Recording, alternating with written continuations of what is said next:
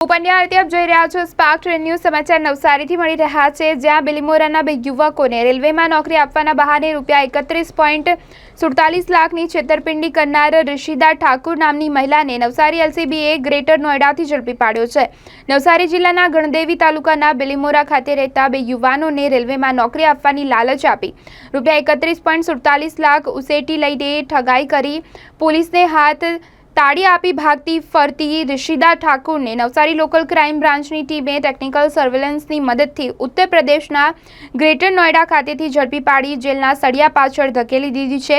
પ્રાપ્ત વિગતો અનુસાર બિલીમોરામાં બે યુવાનોને રેલવેમાં નોકરી આપવાની લાલચ આપી ₹31.47 લાખની છેતરપિંડી તેના દ્વારા આચરવામાં આવી હતી અને પોલીસ દ્વારા તેની અટકાયત કરવામાં આવી છે। થોડા દિવસ અગાઉ નવસારીના ટાઉન પોલીસ સ્ટેશનની અંદર એક નોકરી બાબતે ચીટિંગ કરવાની ફરિયાદ દાખલ થઈ હતી। તે ફરિયાદ અનુસંધાને પોલીસ દ્વારા મુખ્ય આરોપી ઋષિદા ઠાકુરને ઉત્તર પ્રદેશના ગ્રેટર નોઈડાથી ધરપકડ કરવામાં આવી છે। અત્યારે પોલીસની તપાસની અંદર એવી રીતેની ઉજાગર થયું છે કે આરોપી દ્વારા એક કાવતરું રચીને લોકોને બહેલાવી ફુસલાવીને નોકરી અપાવવાના બહાને પૈસા પડાવવામાં આવ્યા હતા।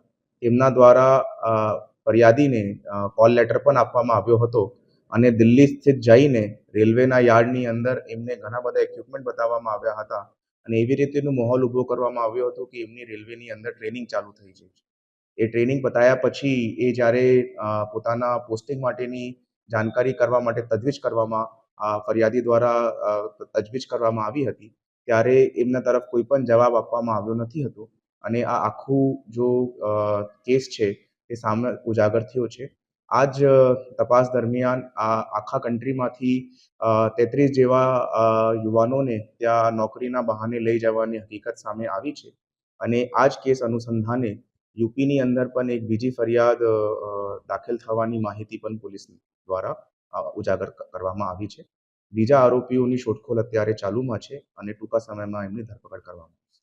અંદાજિત 30 થી 32 લાખ રૂપિયા નવસારીના ફરિયાદીઓ દ્વારા આ કેસની અંદર ચીટિંગ કરવાની હકીકત પોલીસ દ્વારા અત્યારે